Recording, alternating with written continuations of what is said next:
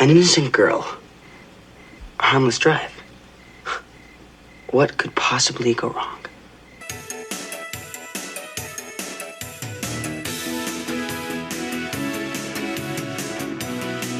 License to Drive is a 1988 comedy film directed by Greg Beeman that would find box office success and help launch several hit songs onto the charts.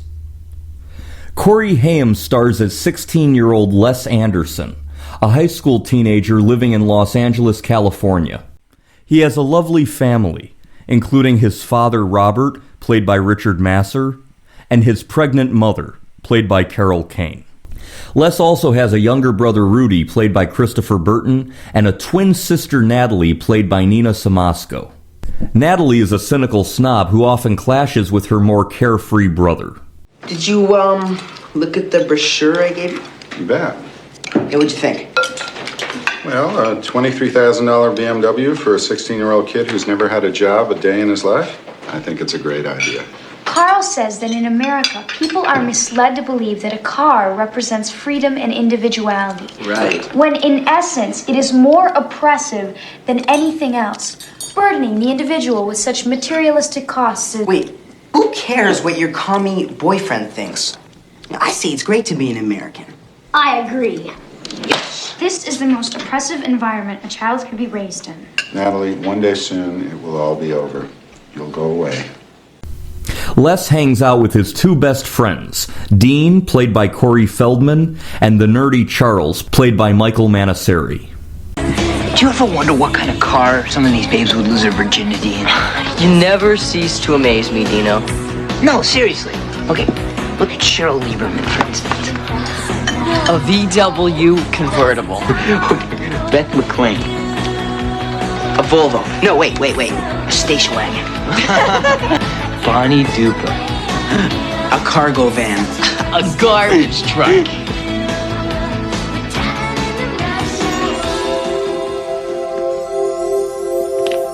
Mercedes. Mercedes Lane. Les has an insane crush on the beautiful Mercedes Lane, played by Heather Graham, who often dates older men with fast cars. And Paulo, if you're wondering about Saturday night, I just remembered. I already have a date.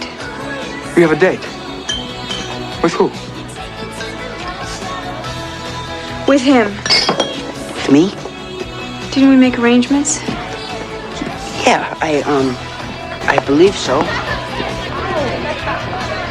Thanks.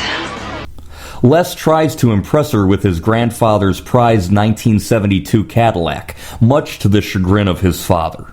Okay, see that girl over there walking? That is the girl of my dreams. She just asked me out last night, Dad. Yeah? Okay? Now, if I drove by her with you in the car with me, no offense, it just wouldn't work. You understand? Les, you're asking me to let you drive this car alone without a license? Are you crazy? Oh, hi. I'm sorry, I didn't recognize you. Hop in, I'll give you a lift. Sure. Attempting to impress her, she does take Les's phone number. Thanks a lot for the ride, Les. No, problem. Both Les and Natalie take their driving exams. Les fails the knowledge portion of the exam, but after he inadvertently causes a computer power surge, the results are lost. After his twin sister receives high marks, the worker at the DMV allows him to go ahead and take the road test. Most examiners use a clipboard. I don't believe in them. Now that coffee's hot, filled right to the brim. If it spilled on me, probably burned me, huh? Speak up, son. Yeah. Nobody likes to get burned, do they? No. So it's real simple. You burn me, you fail. You don't, you pass.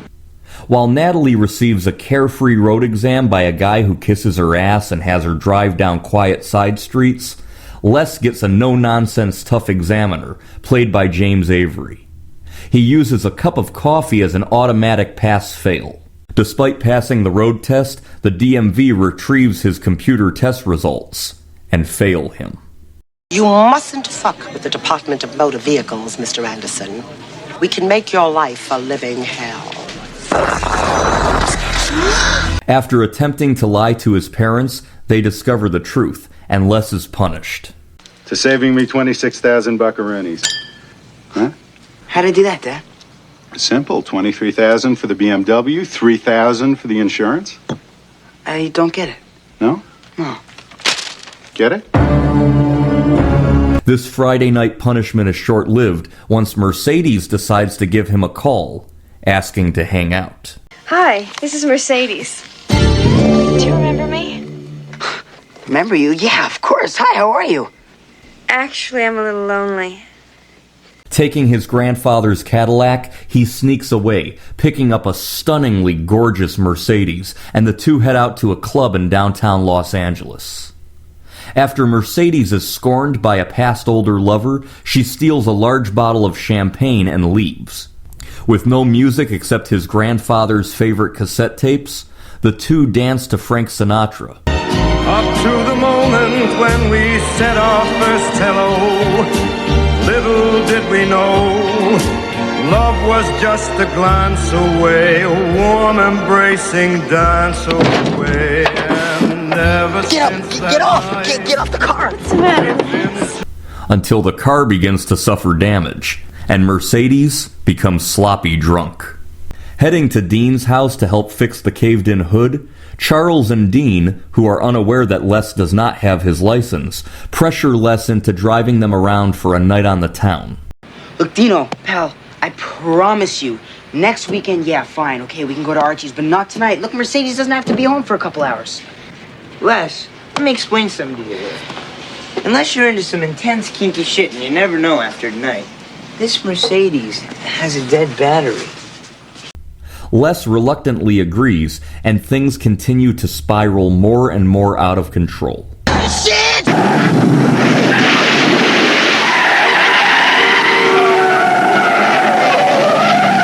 Father who art in heaven, hallowed be thy name, thy kingdom come.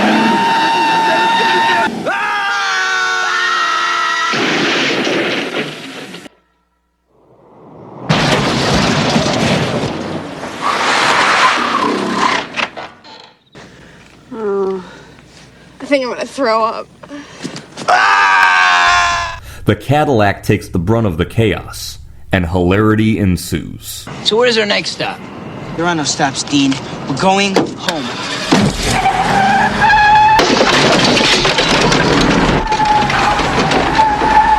Oh, I'm dead. I'm so dead, they're gonna have to bury me twice. Let's go. This movie was written by Neil Tolkien, and his script started out as a failed article for National Lampoon magazine. John Hughes was considered to direct this film, and it was stated that he would have cast Anthony Michael Hall as Les Anderson and Molly Ringwald as Mercedes Lane. Directed by Greg Beeman, License to Drive was filmed around Los Angeles, California from November 1987 to January 1988. 9 Cadillacs were purchased for use in this film. An early title for the movie was To Live and Drive in L.A. In Germany, the film was released under the title Daddy's Cadillac. Ben Affleck auditioned for the role of Les Anderson, and Corey Feldman stated in interviews that his heart sank when he heard that Corey Haim had once again beat him out for the lead role. This had also occurred with the lead role in The Lost Boys, Lucas, and Murphy's Romance. The two were best friends, but also fierce rivals. Neither Corey Feldman nor Corey Haim had a driver's license during filming. Michael Manasseri was only 13 years old when filming began, and Corey Haim had his 16th birthday while on set. This was Heather Graham's first substantial role in a theatrical feature, and she was 18 years old during filming. The music in this film would launch several hit singles onto the charts. Belinda Carlisle of the Go-Go's did a cover of the 1960s Cream song I Feel Free, which would reach number 88 on the Billboard Hot 100.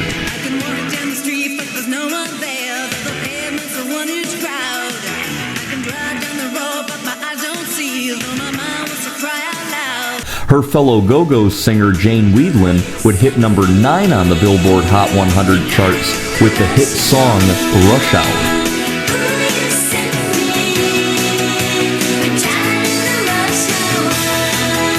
Another track from this film, Mercedes Boy by Pebbles, would reach number 2 on the Billboard Hot 100.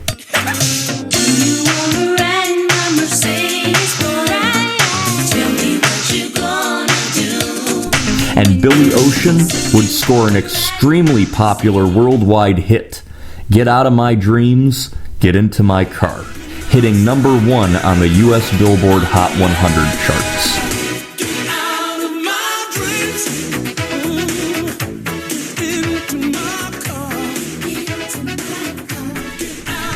License to Drive entered theaters on July 6, 1988, and was a box office success. The movie grossed a total of $22.4 million on a budget of only $8 million. The first time I saw this movie was when I was about 11 years old, around 1999 or so. I remember catching it on the Encore Movie Channel. I loved this movie. It made me crack up. When you are 11 or 12 years old, and you actually understand adult-type jokes and humor for the very first time, you laugh your ass off. And what is this shit? Natalie! Hey, Natalie!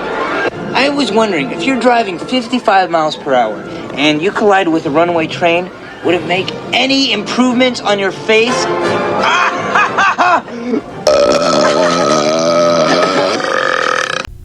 Sadly, actor Corey Haim admitted that this movie was the very start of the time period that he became addicted to drugs. While the two Coreys would star together in several films, I personally find License to Drive to be the best, and definitely the most mainstream Hollywood vehicle that they starred in together. Yes. You were incredible! You are an animal. I mean, nobody's gonna believe this. Yeah, not too bad for a kid without his license, huh? Heather Graham was only 18 years old in this movie, and when I first saw it, her stardom really was taking off and hitting what I think was near her peak A-list. She had received popularity after her role in the 1997 hit film Boogie Nights, and in 1999 alone, Heather Graham starred in 2 big hit films. The second Austin Powers film, The Spy Who Shagged Me, which was a massive hit, even more so than the first movie, and Bowfinger with Steve Martin and Eddie Murphy, which was a hilarious hit that I enjoyed when I caught it new on cable in 2000. I think that time frame, 1999 or so, was really the peak of Heather Graham's highest popularity.